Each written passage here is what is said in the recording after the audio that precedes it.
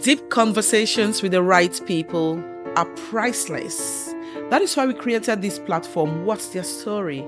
To bring to you inspirational stories from people around the globe.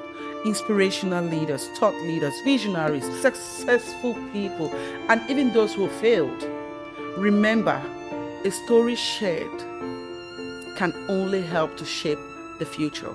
Let's welcome today on the podcast, Emeldine King, the only queen I know who is a king. Hello, Emeldine. Good How are morning. I you? am good. Thanks for having me. Wow, your energy always sync with mine. I know, right? We're Geminis. Well, We're May Gemini. babies, May babies, May babies. You are from a royal family, and we do know how large these families can be. Tell me, how do you think, or do you think that coming from a royal family has truly or strongly influenced the woman you are today? Oh, absolutely. Absolutely. So I grew up learning a lot from both my grandfather and my grandmother. Both of them are of blessed memory right now. I think being in closely entwined in a royal family, you learn a lot of lessons. And I would say that 90% of the lessons I learned on leadership, I started learning from a very young age, just watching my grandfather as the fun of Bamunka rule.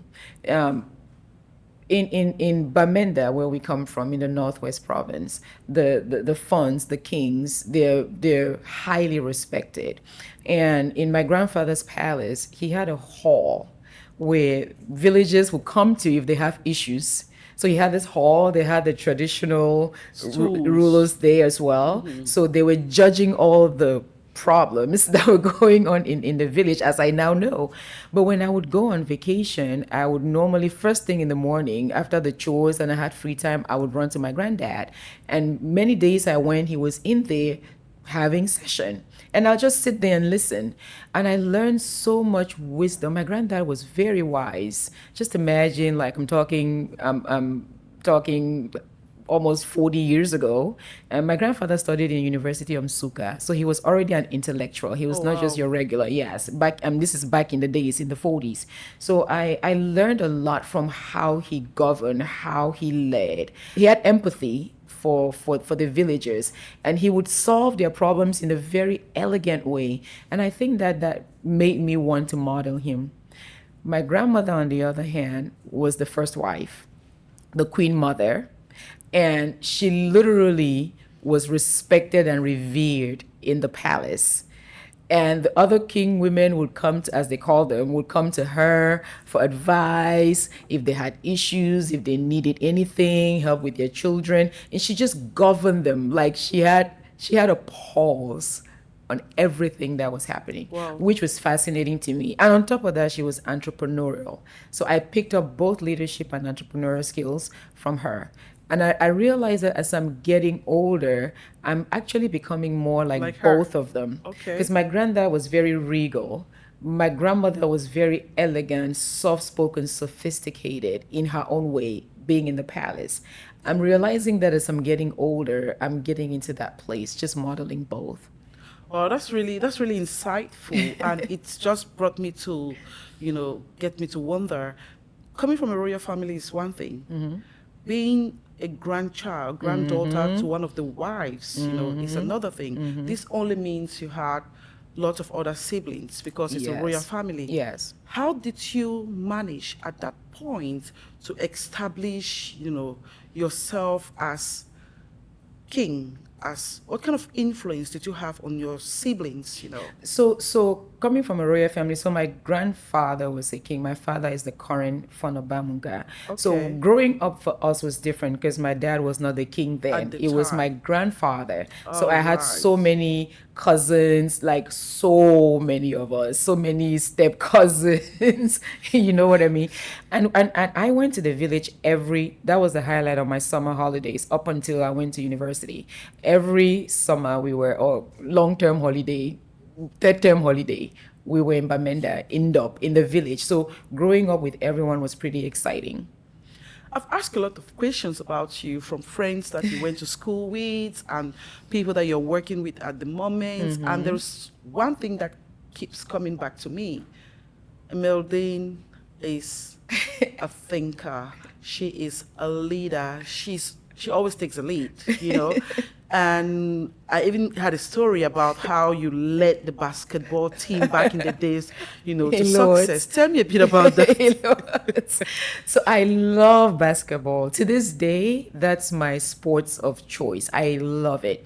I tried to get my son to play basketball, but he went the soccer You route. should be a coach, Coach Kera. Maybe when I get older, I can't anymore. I think I was just saying, man, I need to start getting back in the gym and doing the things. But basketball for me was always like an outlet. I started playing basketball in Lords. I was what we call an Osuks licensed Osuks player.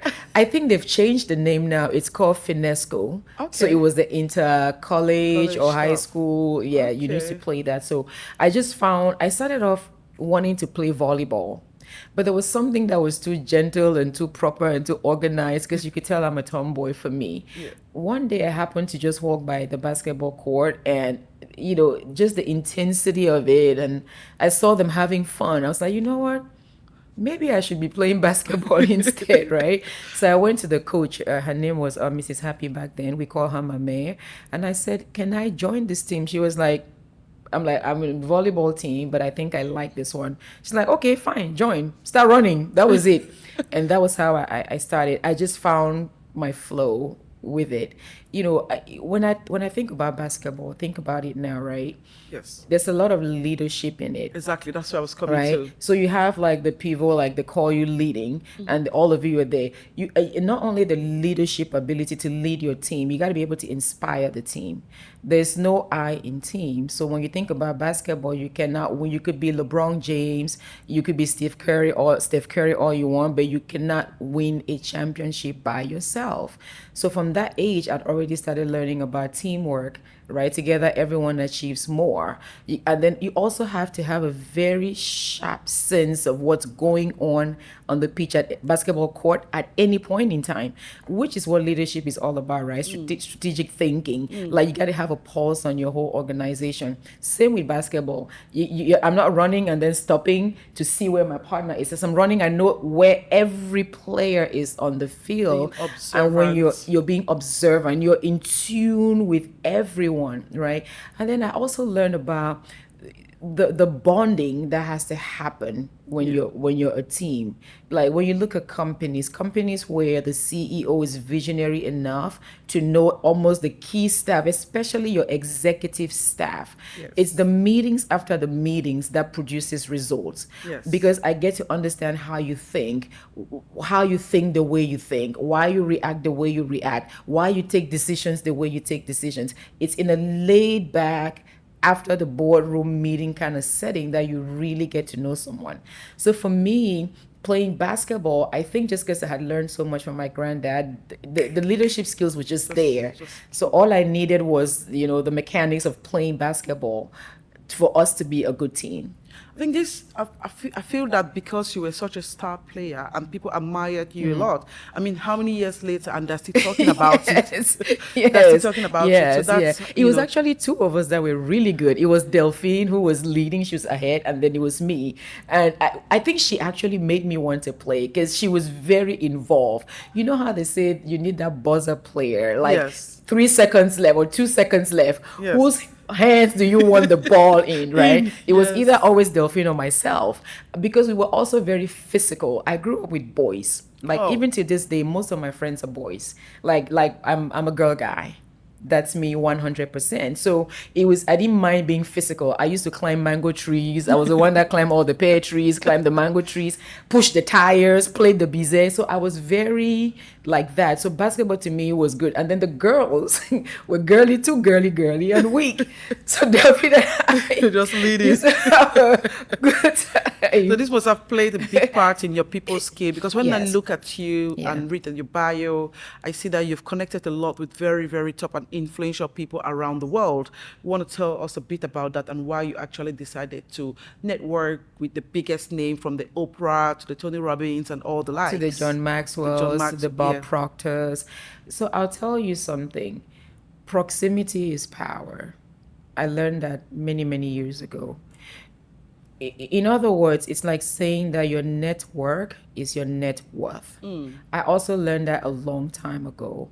Just because I'm very outgoing, extroverted, like you would say it. I'm not shy to walk up to someone and say, "Hey, I like your hair. Hey, I like this. I like that about you." Pay a compliment or ask a question.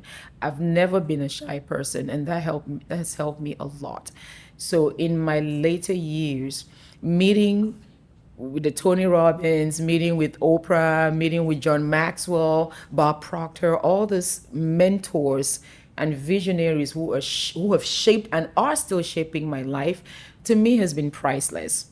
When you get to meet with them, you learn a lot about leadership. You learn a lot about vision. You learn a lot about how to really leave a legacy, something for everyone behind. So for me, wherever I go, I want to meet the people who are shaping the conversations in the room, in the boardrooms, in the countries, at the events, because that's how you learn, right? That's how you learn, that's how you grow. So meeting them I would say I'm all I am right now just because of their guidance. Wow.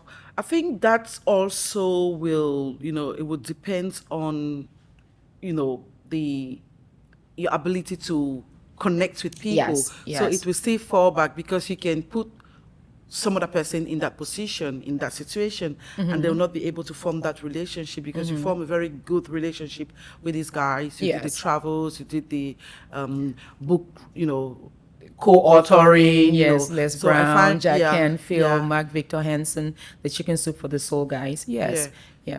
You're right. I think that everyone communicates, but very few people connect. yes, So we have so many friends, but there's some whom you just connect with. It's like when we met, yeah, we connected. straight I've away. met so many other people. Yeah, it's great, but we're not in Connect sync. in We're sync, not yeah, connected.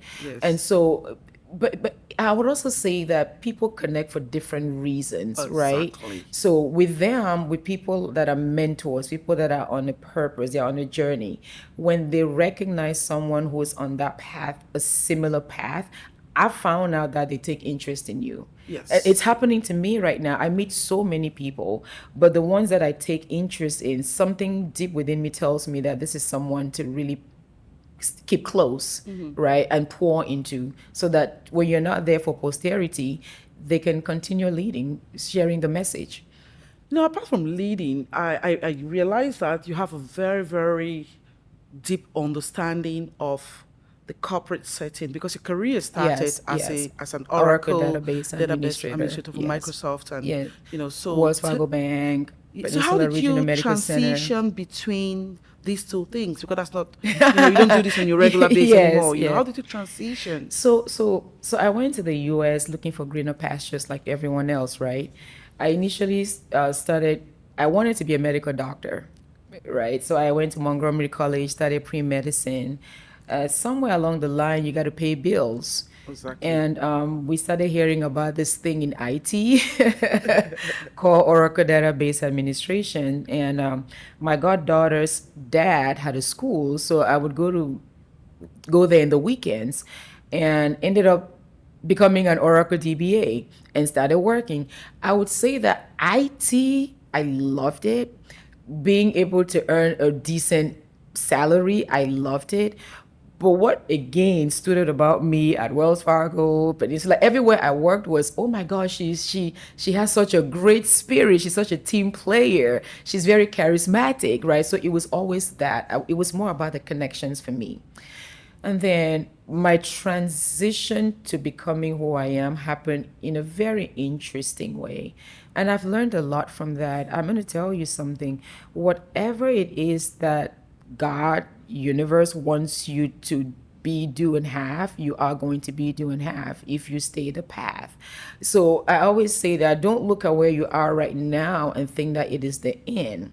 right? If there's an ultimate purpose or calling for your life, wherever you are right now is just a stepping stone to that. It's preparing you for that. Because I didn't know when I was there that I was getting ready for now. Like I look back and I see how being in that Oracle DB is set up very technical. You're creating databases, refreshing them, fine tuning them, all those like really mechanical things or technical work. I'm seeing how it's helping me right now in terms of all that I'm doing. So I transitioned from that into sales. That was what Ah, happened. It was I needed another side hustle. So I okay. started a home-based business, and literally within Three. within 4 months, I was making as much money as I was making working as an Oracle database for Wells Fargo Bank. And one of my core personality traits, I have two that stand out. My number one is communication, but equally number two is adaptability. I am so malleable. Like I just go with the flow, right? That's me. So when I started making more money, I looked at the job. I go, oh, you know what? Maybe I should be paying all of my time here, putting all of my time here. So my friends thought I was crazy. You leave an Oracle DBA job for Wells Fargo Bank? Yeah. So I left. And I was doing this home-based business full time. And literally everything that I am came from the soft skills that I gained. So you don't go in being great. I had to learn. But what was helping me was being an extrovert, a people's person, being charismatic. It was all my soft skills that helped me excel in that. So it was a very easy, I could Transition. easily transition because I'm very adaptable Wow. in my thinking. But when I got in, I had to learn How how to to do it. really become this. And I'm still learning how to become this. Wow. I mean, looking at your past, your careers, and and everything that you've achieved over 21 years, and right now your main focus is to help organization shape the way they adapt to change, the way they change their processes, and the way they do things. How do you think 21 years in your career, the skills that you've gained, how has it affected or impacted the way you now work with the organizations that you work with? Oh, tremendously. Tremendously. So when I talk to companies or when I go into corporations, I totally understand that setup because I was there. You see what I mean by Yes, you go through things without even knowing. knowing, And yeah, I was not just there as a regular employee. That was a management type of senior yeah, kind of position where every week you're in meetings, you're having I was already on video conferencing 20 years ago. yeah, I'm in Colombia and we're talking to the Minnesota team about what's going on with the databases because we manage all the databases for Wells Fargo, you see. So I was already in the boardroom sitting there hearing the strategic conversations, understanding the strategic vision, goals. It was just interesting. So because I was in that setup, when I go to coach with companies right now, it's easy because I know exactly what's going on. I can understand the different areas of their business. I can understand the operations, what's going on. I can understand your IT, what's going on. So it helped me a lot now. And also having I would say that perhaps the biggest thing is when you're in that kind of setup, you get to have different kinds of conversations with the C-suite guys, right? It's a completely different kind of conversation. You understand what keeps them up at night. So it's easy for you to have a conversation with them based on that. Now take it to the sales and the marketing sides. That helped me side of things. It helped me build my leadership abilities. It helped me build my coaching, my mentoring, talents, right? Abilities. So when I go in to talk to them about that, I see the influence. And then the other big thing is sales. I came up in sales. Every single company in this world, including churches, is after one thing: customers, right? If there are no customers, money. that's it, period. It comes down to not, I always say, don't look at it as money. Look at it as it comes down to customers. Because if that customer is not there, the money is not The money coming is not in. coming. You see what I mean?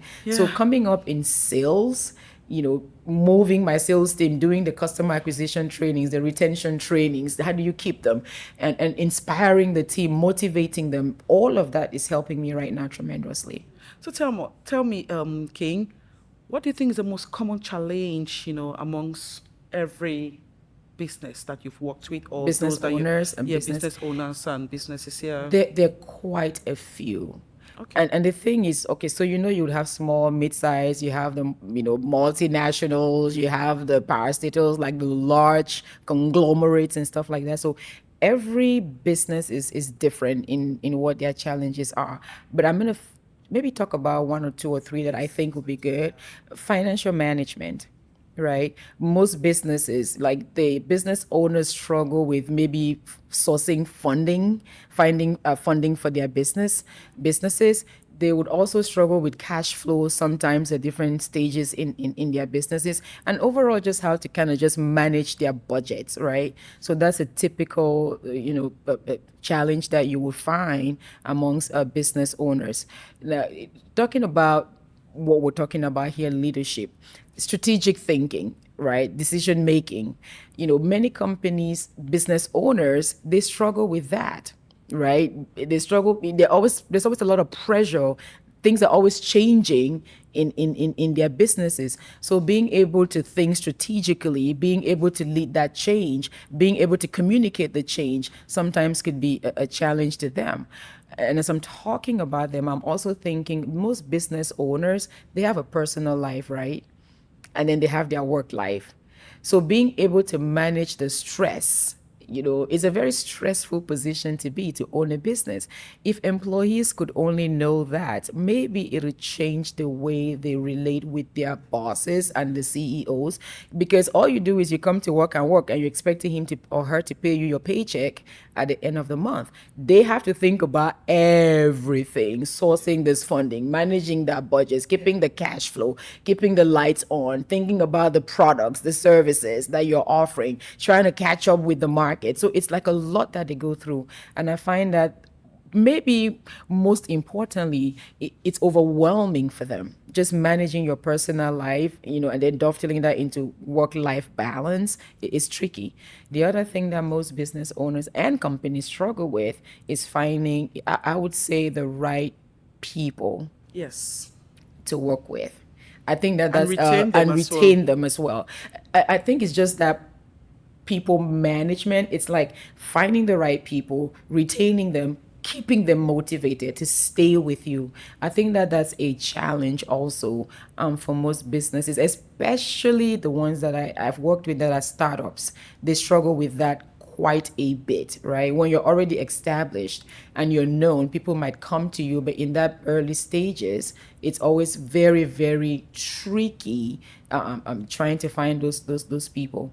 So I would say quite a few things that this for me, the ones that really stand out.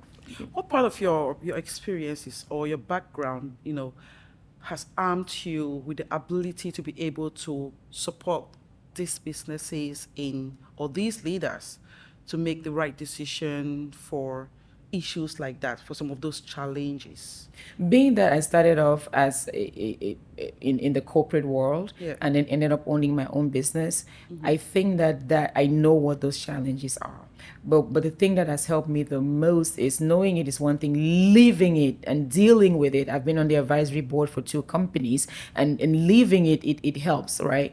But also taking the courses, the programs, the certifications that are relevant to the industry, that has helped me a lot. And I'm a reader. I like to read. So reading books about those topics has helped me a lot as well. Now, tell us about your role as a founding member of the Maxwell, the C Maxwell Leadership John Certification Program. Maxwell. Now that you're talking about, training and certification, what Yes. part did you actually play Yes. in And that? and so that was another reason why I I would say became, I'm looking for the right word, attached to John Maxwell as a leader. Because as I was growing through my career, right, you're in the companies, you're just there, you're not really thinking that you're a leader. And then when I transitioned into sales and became a senior vice president, executive senior vice president leading a company, I saw the importance of leadership in a company. So that was why I saw John. Actually, he was invited to speak at an event one of the companies that I work with, and at the time I was the top number one salesperson. So he asked to meet, and we met, and we just again my personality, Connected. we just connected, and from there went on to do events in Nigeria, and I'm hoping to see if we can bring him to Cameroon at some point, and maybe next year even, that would be great. But it's leadership, right? So we started working together. Now, when we went to do the event in Nigeria, on our way back, he said, "Hey, I'm gonna have someone call you," and it was someone that was actually leading that program. And he said, "We're about to launch something, John Maxwell certification program," because he found out that there were so many people out there that were reading his books all over the world, inviting him all over the world at that point, and wanting to become leaders themselves. So it just made sense to structure that in a way where you actually teach leadership that can last beyond you, right? Like a legacy. And so I think it was 2011. We went out to Florida. We started that program. It was a couple of months. We met on webinar Zooms with the initial founder, Paul, and that was it. So those the core of us that started were the initial ones. Exciting Yeah, times, founding members. And it's amazing how, like, I look back now and I see how much it has grown. Yes. And there are people all Over the world, Yes, yeah. I'm like, yeah, this is Part of exciting. this, It's yeah. good to be a founding member of something like that. And there's still more to do in that domain, leadership domain. King, you're a published author. You're a great leader. You're inspirational. People look up to you. I mean, before meeting you, I've heard about you, read about you a lot. So I also remember the book you wrote, Breakthrough. Yes. So what actually inspired you to write that book? Yes, breakthrough, how to build $1 million business by helping others succeed. Yes. So when I succeeded in the sales company that we just talked about, I realized that there were so many people who truly wanted to succeed, but they just could not connect the things that they had to be doing with becoming successful. You know what I mean? So let's say there were many people who wanted to, I'll just give you a number, somebody that wanted to make $100,000 extra income from that business, but they were missing all the steps. All they kept thinking about was, I want to make 100,000, but they didn't know exactly what to do to make that. So I used to have a lot of people call me, ask me questions, leading my team. I found out that they had similar challenges, and it was too much trying to, get them to talk. So one day the idea just came to me, well, what if I just wrote a book, about all of my experiences over the last, at that point, I think I'd been doing that for like maybe 10 years even. So I'm like, why don't I just write a book and kind of, if somebody was to come in here and they're thinking I'm a salesperson, marketing, or I'm about personal development, what is it that I need to know exactly to be able to succeed, like practical steps for me to do.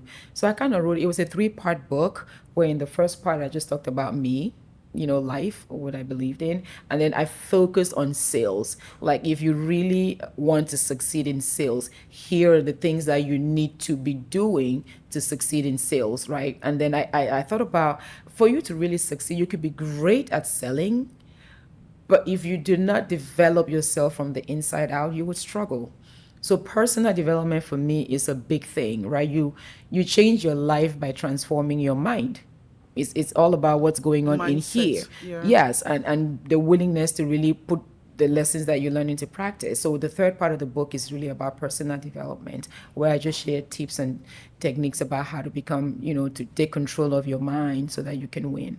That's great stuff. When are we having volume 2? I know. So that has been $1 million question. Life happens, right? You get up one morning and then your life goes poop out the door, and everything changed. So I took a long sabbatical, but I'm actually writing 2 books right now as we speak. Oh. Like literally. So there'll be a volume 2 for that. I'll be happy to receive you again to discuss the next book Oh, and yeah. go in a bit of a detail on Oh, that. yeah. My next 2 books, I mean, the one that I think I'm almost done writing right now, it's crazy exciting for me. It's really about life, right? I think where I am right now, it's to give back all the wisdom and the knowledge and the That you experiences gained. that has been given to me. I feel like the first part of my life has been great, but the next part is going to be even better. So I'm writing this book about Yeah, I'm just giving you a little tidbit. It's just about life. Like, what makes Adeline think the way she thinks? What Okay. make you do the things that you do? You know, The philosophy behind why yes, people why behave people in do, certain yes, ways. yes, Yeah. and also the concept of the duality of life, right? Light dark, as we call it. Like, what is it about that? What is it that's really driving us as human beings? Are we just physical bodies sitting in these chairs, you and I? Or is there something right now that's making you look at me the way you're looking at me? Are you the one doing it, or is there something? Could there be a spirit that's making you Do do things? that. Could your body just be a space suit, a vessel, something that you're navigating Earth with? You know, when you die, where do we go to? Okay. You know, That'll be a great one to so look so into. it's gonna be a really, really, really, Interesting read. yes, yeah. I'm writing it and I'm getting excited myself. King, tell me, you've been featured, in numerous magazines, including, you know, Women of Wealth magazine, Prosper magazine, and many, many other blogs and websites. Success from Home Yeah. magazine, So Your how, Business at Home magazine. yes, your business at home magazine. How do you see your role in empowering other people, through your writing to just excel in life? So everything I do is really about four things. Everything. It's about equipping, encouraging, elevating, and empowering lives. In every action, in every interaction, in every speech that I give, in every interview, at the back of my mind is always, did I equip someone? Did I encourage someone? Did I elevate them? And did I encourage them to just go out there, and did I empower them to go out there and be all that they can be? So for me, it's again, I told you I'm a reader. It's seeking knowledge. I'm a seeker, right? That's another word for me. I'm a seeker. Besides being, I think if you ask me two words that describe me, I'll tell you I'm a seeker and I'm a teacher. So I go seek knowledge, and somehow God has blessed me with the ability to really break down some super crazy big stuff so that the average person on the street in everyday Can language can understand, understand. What I just explained to you about the book is pretty big stuff, but I'm able to somehow break it break down. it down in a way that it can make sense. So I feel like because I can do that, it's not just for me. It's really for me to take that knowledge, that wisdom, and pass it on. So that's how I empower lives. That's how I leave something in all the things that I'm doing. As a many people look up to me as a mentor, Yes. some as coaches, and I think that it's because of that ability, being able to continuously want to improve myself. I'm big on that. I'm gonna tell you, the day I take my last breath, just know this. If you're still here, just know that my last thought was, man, was there a book I should have read? You travel quite a lot and you work, I know you're very busy. Where do you get the time to read these books? I do. So they actually say that I think the number is 97% of people will never read a book after high school. But for me, because it's really all I'm about, I always find a way. Let me tell you something about life. I'm gonna be brutally honest about this, and this goes even, you can go talk to even presidents in countries. Most people like to act like they're super busy, but trust me, if it's worth their while, they'll make time for it. You always make time for the things that are worthwhile to you, are meaningful to you. So because reading is a priority for me, if I have to get up at 3 4 a.m. to read, that's it. So I make time. I actually love traveling for that reason, because guess what, when you're in a plane, there's nothing to do, absolutely nothing to do. So I always would have a book. But then there's other ways to read books. You don't have to read the book. There's so many other ways. Audibles.com, YouTube University, they're all there. I have books downloaded. My whole phone is books. So while I'm flying, I'm listening, I'm taking notes.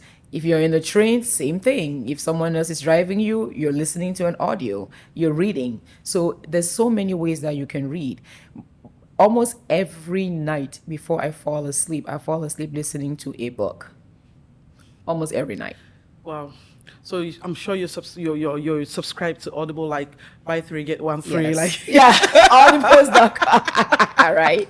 And then YouTube too, right? yeah, YouTube YouTube. University. Yeah, Yep. Mm-hmm. yeah. To that as well. So tell me, Emeldine, the last 1 year, I mean, I've known you for about a year now, and this is since you started making a kind of back and forth to Cameroon. You're establishing yourself in Cameroon, partly because you want to give back, and partly because you want to play your part in changing the ecosystem Yes. of how things work. What would you say companies in Cameroon needs now in order to place themselves at a competitive level with their peers from around the world? People development. Okay. People development. So when we talk about people development, talking about, of course, leadership, which is what we're doing here. So I think that many of them are now realizing the importance of soft skills, and soft skills, developing those abilities is not only in Cameroon. I think all over the world right now, everyone is really zooming in on the soft skills. That yes, you're going to know the technicalities of your job, but the soft skills are very, very important right now. So I think that that's what I would encourage companies in Cameroon to start looking into, being able to see your human resources department as a very strategic, important part of your company, because they're managing your most valuable assets. I know, yeah, people want to see the assets in the banks, the balance sheet, and stuff like that. But the most important asset for any company are the people, are the humans, the human beings working in your company. And your company can only be as great as the mindset of your employees. So the CEOs in Cameroon, people in leadership positions, you have to start seeing a correlation between your employees' morale, their engagement, their mindsets, their just everything, right? Their psychological, mental well-being, and their productivity. Do you understand? That's been a Absolutely. missing a thing that we've been missing over the last several years. You have to be able to make that connection. When a CEO makes the connection, the correlation between the employee well-being, the human resources, and their productivity, they would put so much, they'll put a budget every year towards building the capacity of their employees. So capacity building, but more so from the perspective of leadership in their company. You see what I They should mean? be They involved. should be involved. Yes, Yes, they should yes. be involved. And I see some companies in Cameroon who are already doing great. They've gotten that. And it's no doubt why they're a powerhouse in Cameroon. It's not because of the service that they're offering. It's because I've networked with them a lot. It's in the back end how much they care about their staff, their employee. And I know that because my brother works for this company, and just seeing how they supported him through, The he had a loss of his critical wife. moment, the loss of his Yes, wife. I mean, yes. I came back to Cameroon saying that company, I would go give them anything for free just because they understood this is an asset in our company. This man has poured his life in our company. Now he has something going on, We and we need to have to build. do everything to be there for him. And I'll tell you, if my brother is my dad, really, if he's where he is today, it's thanks to his company, because they rallied behind him and supported him all the way to this day. So I think that when CEOs understand that, don't just look at the people who work for you as, oh, you work for me, I'm paying you, which is overwhelmingly the case in Cameroon. I would say 80% of companies are like that. When they make a switch from just looking at them like that to saying, you know what, how can I make you better? Besides your paycheck, how can I add value to your life? How can I be of impact to your life? How can I get someone in your family to talk about me and this company the way King just talked about this company that her dad Absolutely. or big brother works for? Do you understand? Wow, That's that's powerful. powerful. Yes. So that's what companies in I Cameroon saw need to you do going a right little now. bit emotional, just Yes, talking just talking about about it. that. Yes, Yeah. yeah.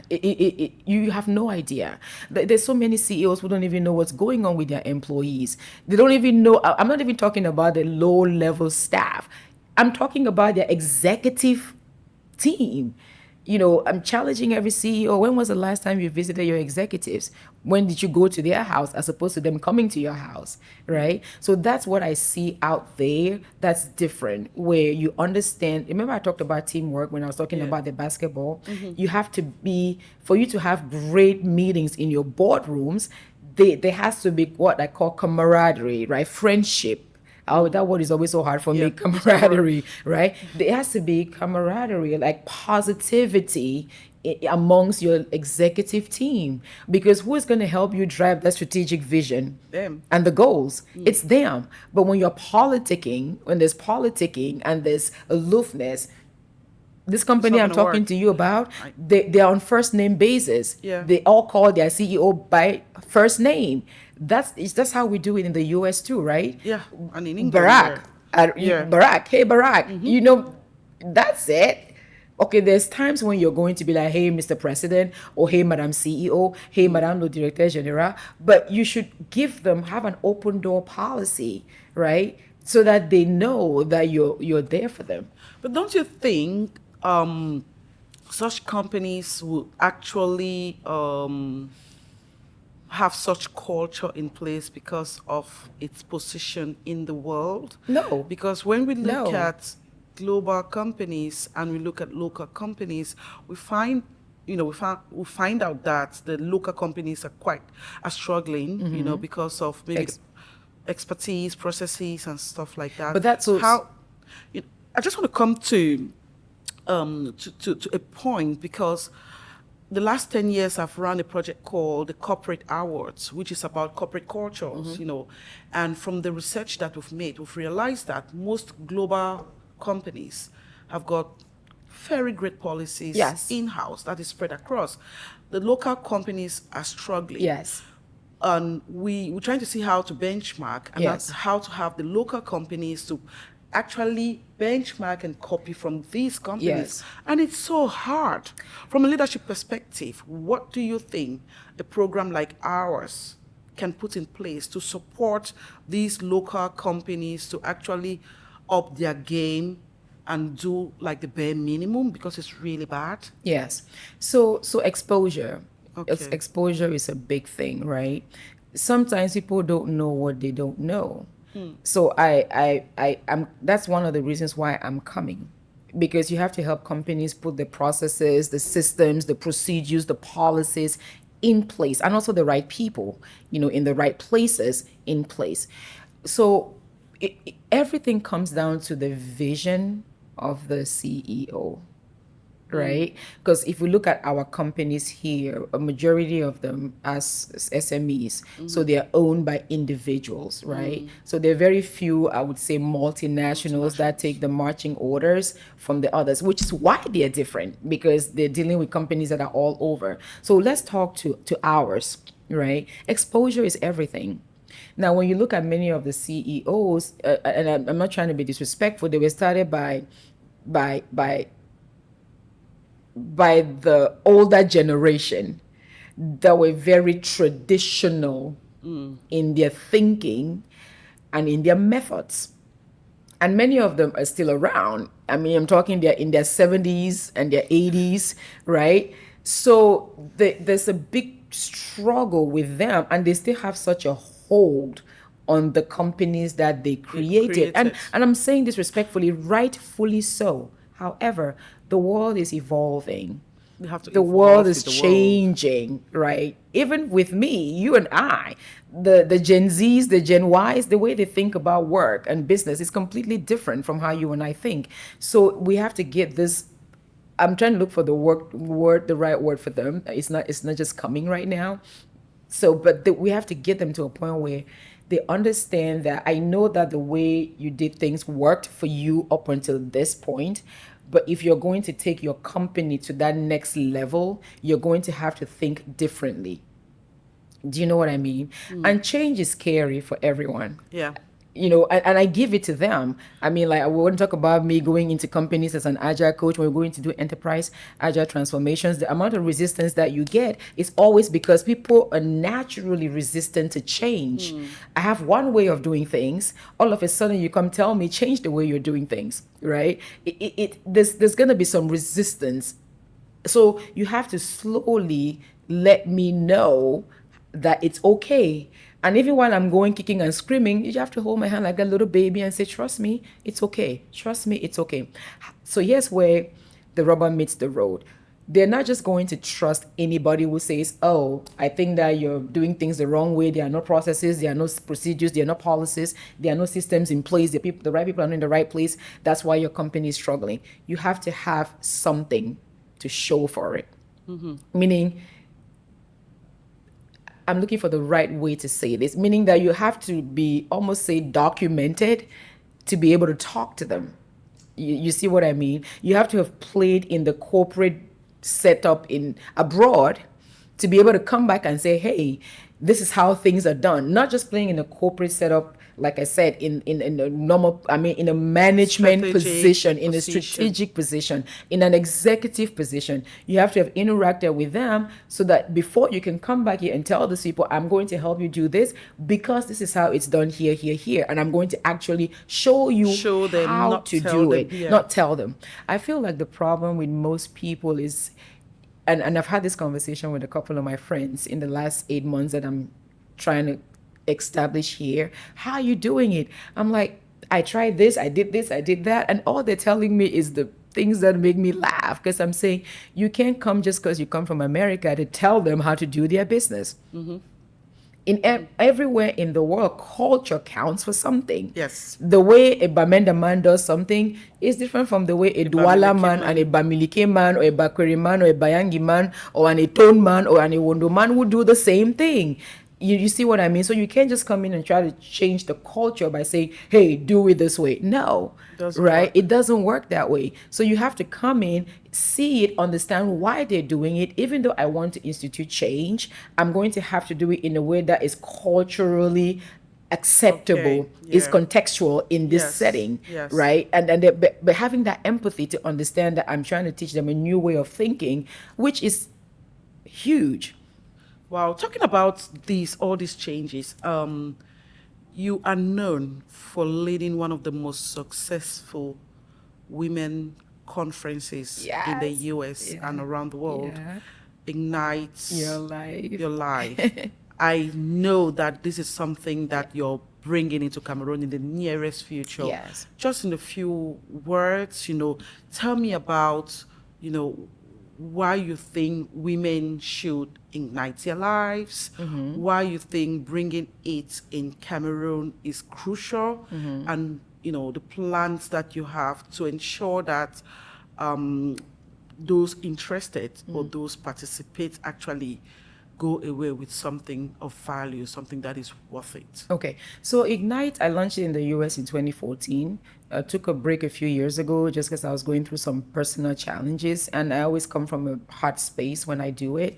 I was going to relaunch it in the US, but purpose and has me here right now, and somehow I just know that I have to do it here. Like it's almost palpable how much I know I have to do it here because of the visions I've had for the conference.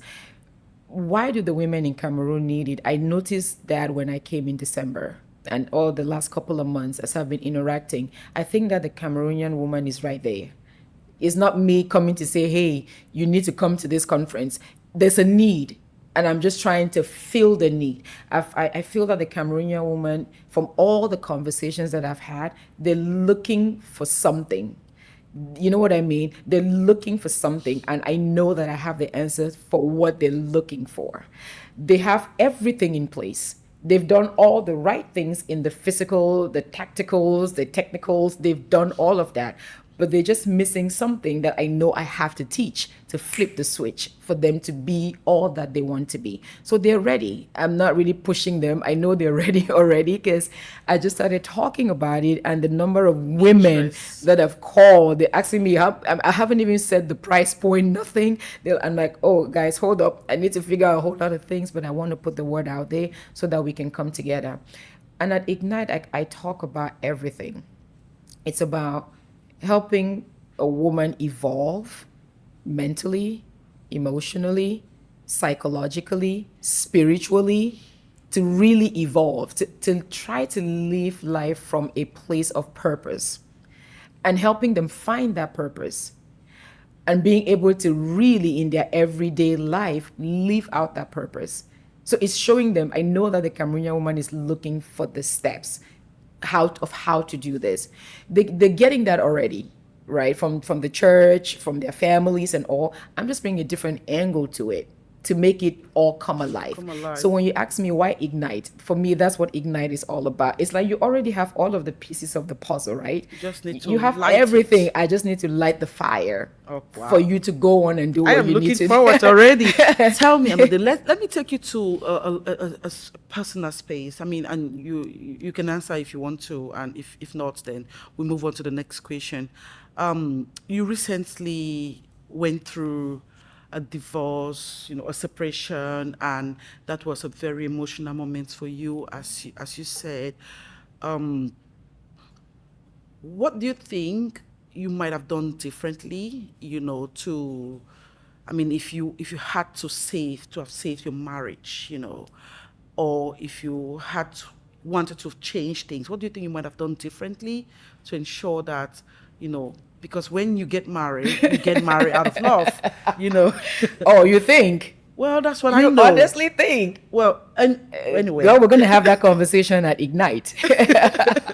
when you get married, you 'Cause get that's married out of out love, of and love. you make You babies. wish. Two people meet, they fall in love, they have kids, and then things happen, and then they separate. So, is that how you would have wanted that marriage to end?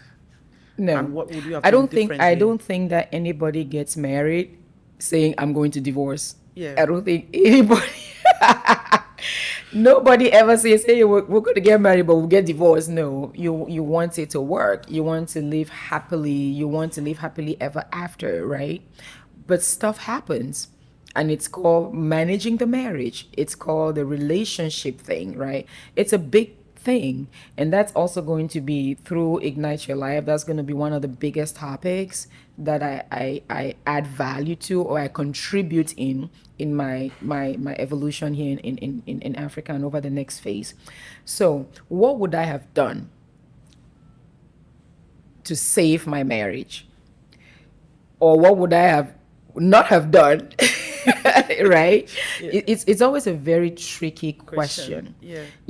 Now in my case, I'll tell you something. It happened over time, right? It happened over time.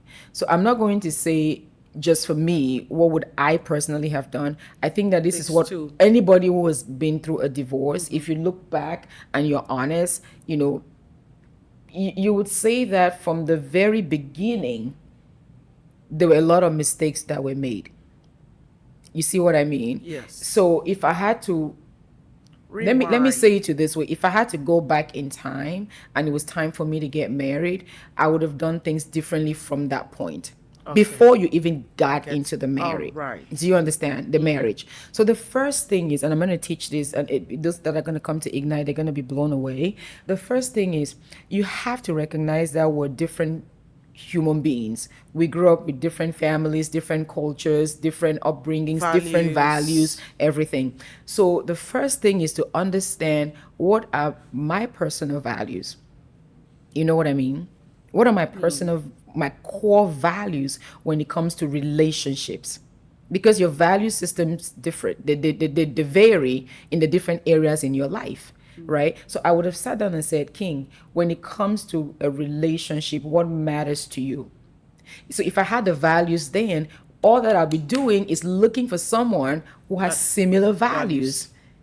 Now, just the fact that they have similar values does not mean that we're going to live happily ever after, but Yeah. it's going to make the Mitigations, challenges yeah. of marriage a little Man- easier to for you. manage, Do you yeah. know what to manage? Because you guys have similar values or Yes. close to similar values. You have little challenges.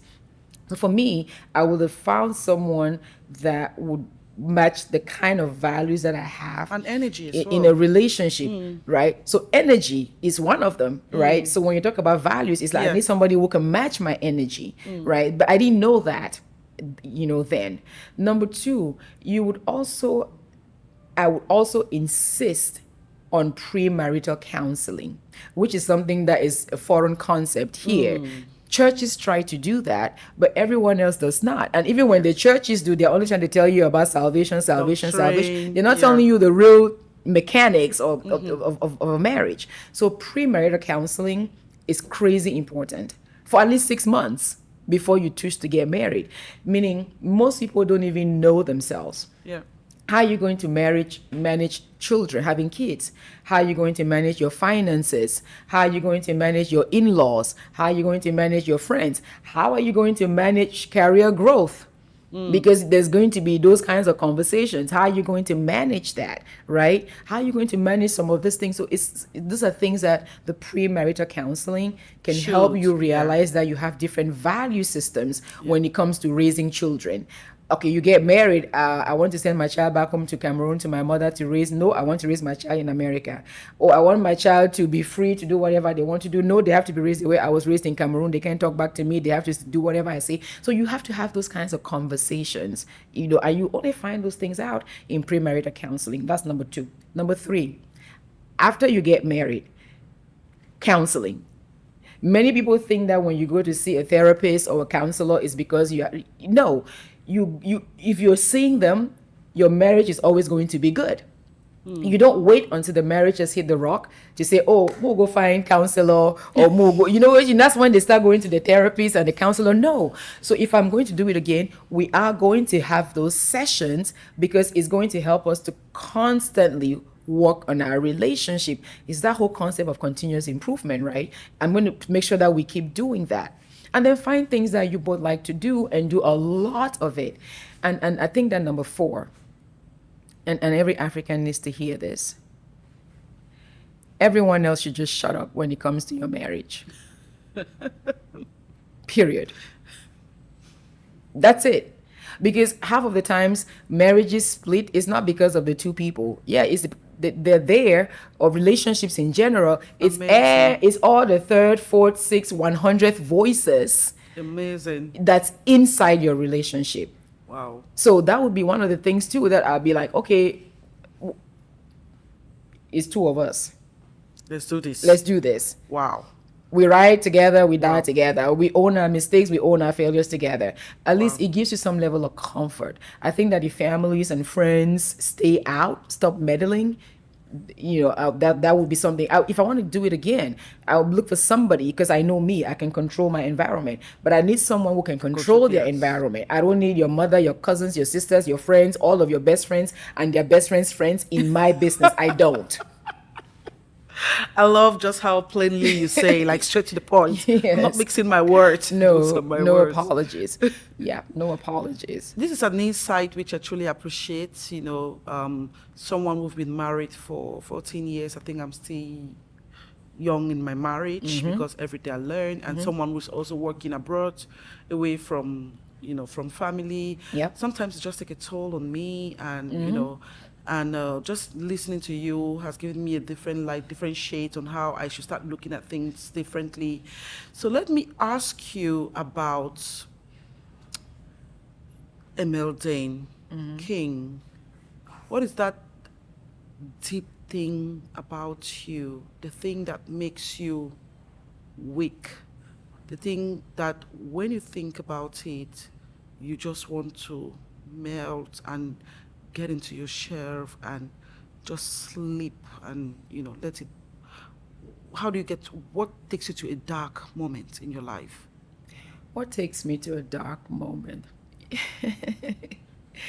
As you were saying it, I was feeling it. Yeah. And it might shock you.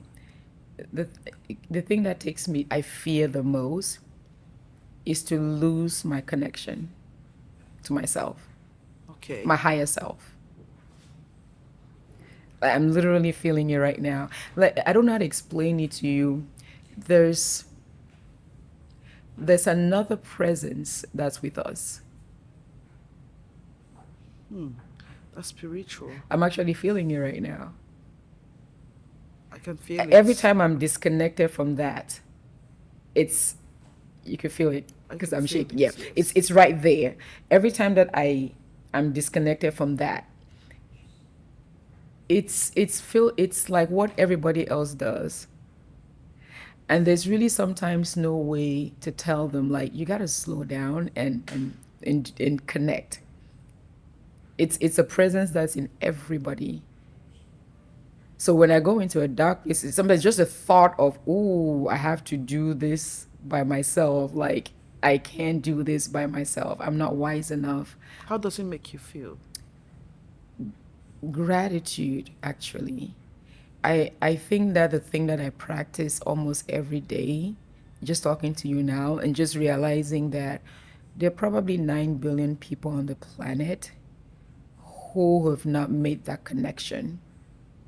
So, And to be able to have somehow, I think it's grace to be able to get to that place and kind of recharge almost all the time. And sometimes people think that King is, you can do anything, like that's if you talk to all of my friends, everyone who knows me, that's the impression. And I'm trying to say it's not, really not me. It's just I somehow know how to go to this place. I'm there right now where I can make that connection and just let it do for me, let's make all try the let's try and introductions. connect. I'm like really right there right now. Oh wow. You want to try and connect?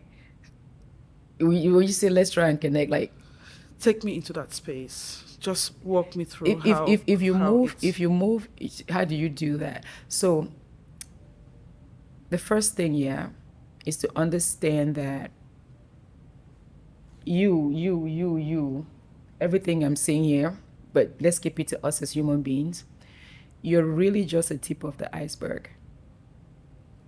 If you think about an iceberg, when you see an iceberg, there's a tip. the real thing is underneath the water. You just see the tip of the iceberg. That's a human being. That's Emeldine. That's Adeline. That's Nelly. We're just a physical mass that's pretty much like a vessel that's going through water, right? But you have The driver. the driver, the captain, and the co-captain that are moving that ship to where they want it to go. The ship is just there, or like a plane, right? The plane is just there, but we have the pilot and the co-pilot moving it to where it needs to go, from Douala to London, from Douala to the US. So when you understand that as a human being, this body is just a temple, as they call it, you have to understand that there's something else inside of that temple. Got you. That's deeply spiritual. There's something else inside of that temple that's dictating what's happening in this temple.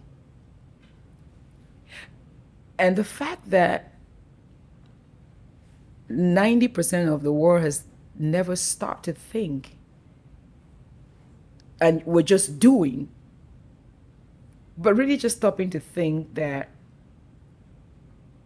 every day I'm in church and they're preaching all of these things, what does it really mean? To me. Because if you're really getting what they're saying, you would be operating from a different place. You would know when to pause.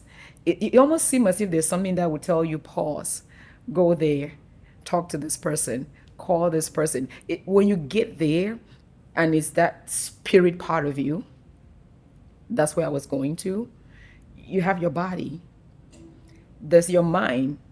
Your mind is like the antenna, the radio station that's just receiving information, but from where? You understand? It's receiving, you're getting bombarded from everywhere. But there's that next part of you, which is that spirit part of you that gives the information to your mind.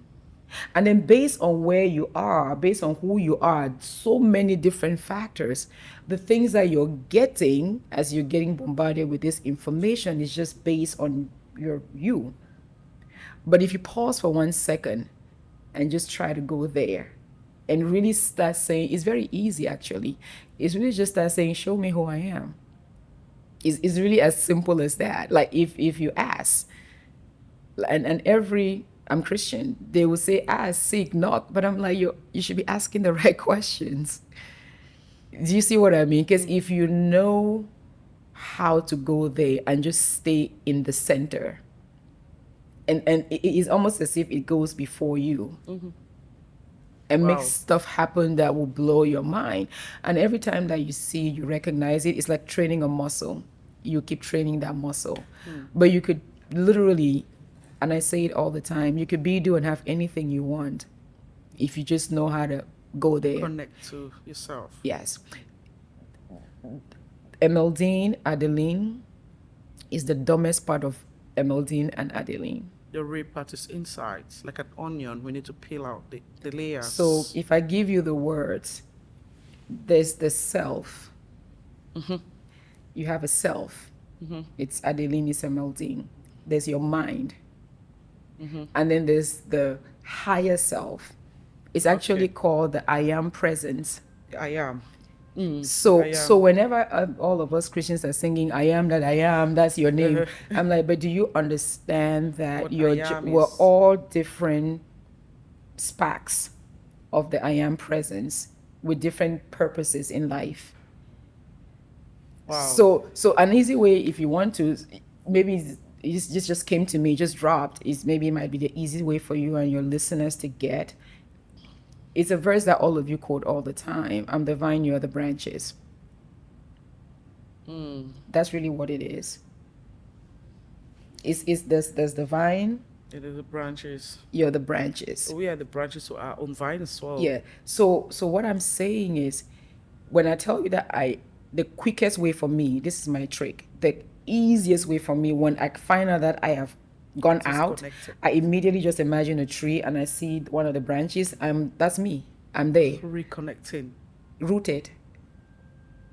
Be rooted. Wow. I'm right there. Thank you so much. I think this is this beat, I think it's shaking me as well. You know, I was just kind of feeling it. I really actually connected Yeah, to what you were saying, because it was deep. It's deep. You know, yes. It came across really nicely, easily, but I could feel it. Yeah, but that's the message that we should be teaching. We're gonna teach that. That's the message that is the most important. We will teach that. Actually, that's what gets you all the money, the success, the promotions, the fame. you need. Yes, you don't have to It's do not- any. it's You don't not some have to do any hard work at courtesy. all. It's not any of those. It's just. It's none of those, really. I'm telling you, I'm like, anything you really want. And I think this is one thing that some of your friends also said about you, that Emeldine is very spiritual. Yeah. She can take you to the deepest place ever, and she can take you out of it. Yeah. So you kind of started pulling me in there, but because I have to be present, I have to be present on this podcast to ask you this last question. I had to come out of it really fast. And So tell me, let's. I like that they tell you that. That's the part of me that I'm scared of. Yeah. But I don't have a Yeah. choice. I know it's time. Yeah. So let's wrap this off with this question. It is a question that I'm sure you must have been asked before.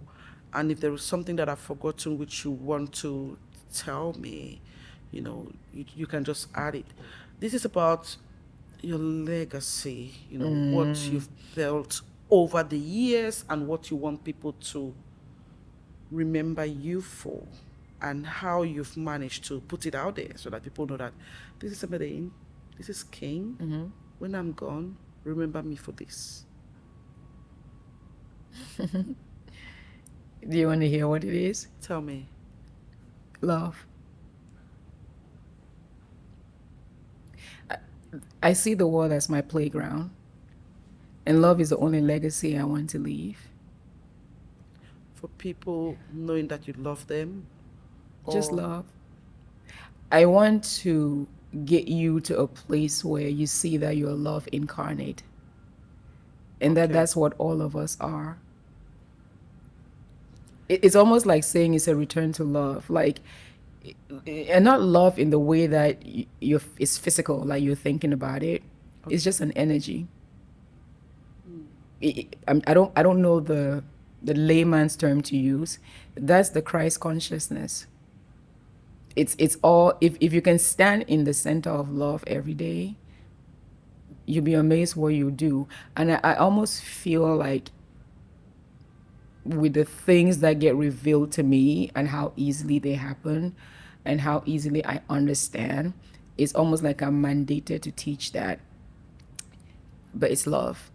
Like, if you can get into that vibration, you can do anything, anytime. That's actually how I manifest. People think I do strange things. No, I really don't. Like, if I can get into that vibration, that's all.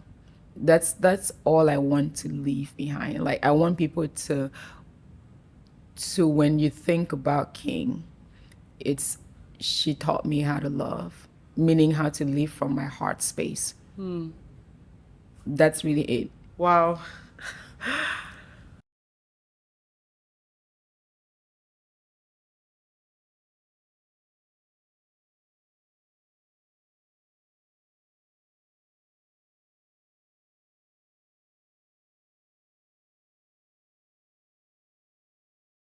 But let's summarize this. Anybody who wants to be a leader, what advice would you give them? Okay. All right. So I think many people want to be leaders. The first thing I'm going to say is that leadership is influence.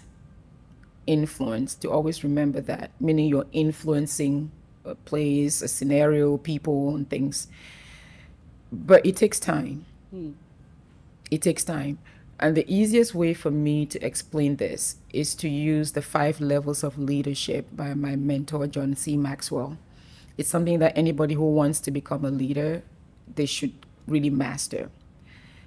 So when you talk about leadership, the first thing is you have to be leading people, right? If you're saying I'm a leader but nobody's following you, Yeah. you're taking a walk. Yeah. So the first thing is you have to understand that there are different levels. Level 1 is you become a leader by virtue of your position. I work for a company. I'm a general manager. I'm a general manager, assistant general manager. I'm a VP or whatever, CEO. People look at you as the leader because they have to. It's almost like saying you're the boss. And so many people are there saying, I'm a leader, but they're just looking at you and respecting you because of your position. Your goal is to try to get to the second. I remember everything takes time. You might be here for a while to learn how to get to level 2. Level 2 is not permission. That's when your real leadership journey starts. When people start to look at you as their leader and they're following you because they want to, not because I have to. There's a big difference between me respecting you, looking up to you as my leader because I have to by virtue of your position, as opposed to, I want to follow Adeline as my leader. There's something about Adeline that I love, that I need to learn. At this point is you have something that they want. So they're coming to you. Only then can you start saying, I'm on a path to becoming a leader. You're not even a leader yet. Number 3 is you can go from there now to becoming a production leader, meaning that now they're looking at Adeline, they're following her, but Adeline is delivering results.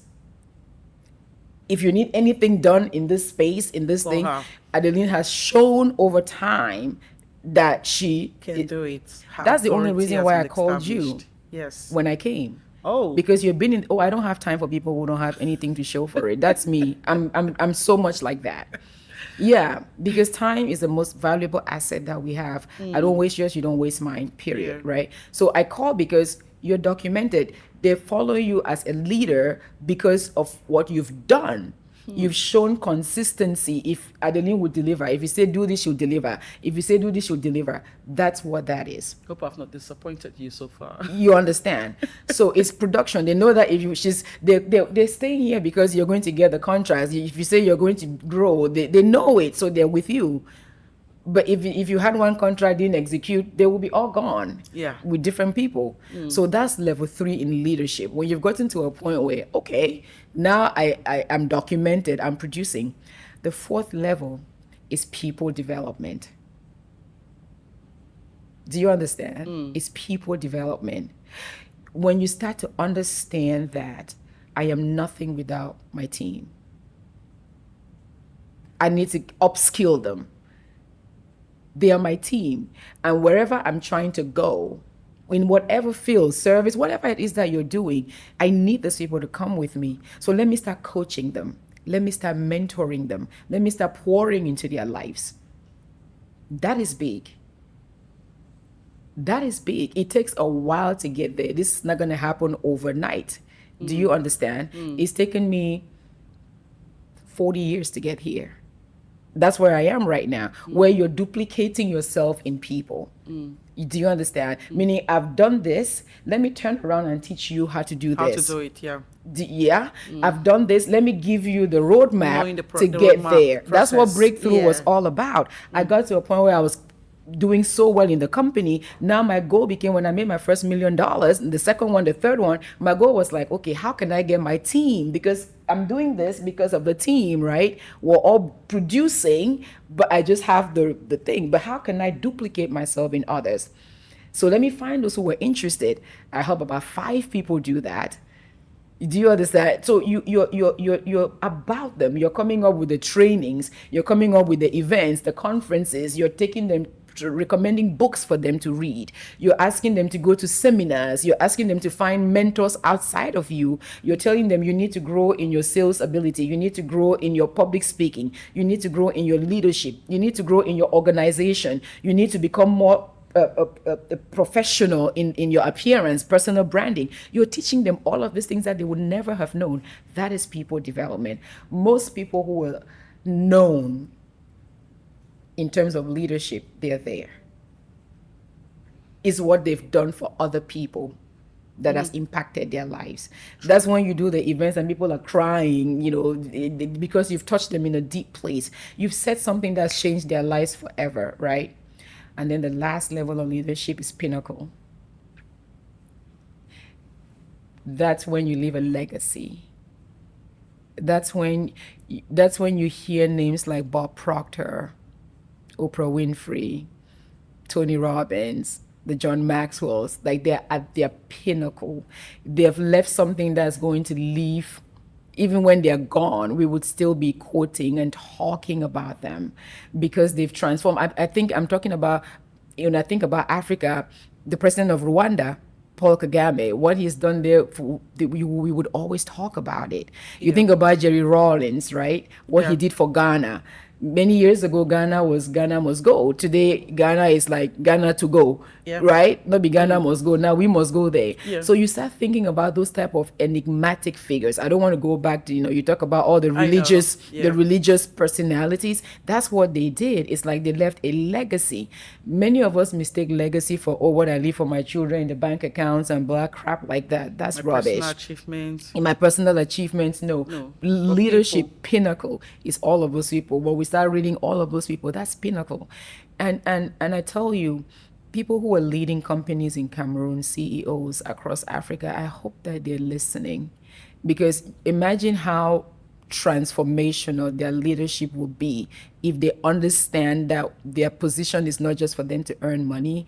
It's a place that has been given to them to empower and impact lives and leave a legacy. I think about Tony Elumelu. He has a foundation. That's what he's doing. He's a pinnacle. You see people who are going toward pinnacle, and from what they're doing, for us, for humanity. And for me, that would be, again, when I say my legacy will be love, I want to get to pinnacle. Oh. So it takes time. If you're looking to become a leader, the mistake that most Africans and Cameroonians in particular make is they just think, I want to be the boss. I want to command and control. That's crap. That's not leadership. If you want to be a leader, it takes time. First, you have to be a follower before you become a leader. And one thing I tell them, find someone who's already where you want to be in terms of leadership and model them. Follow them. Get close to them.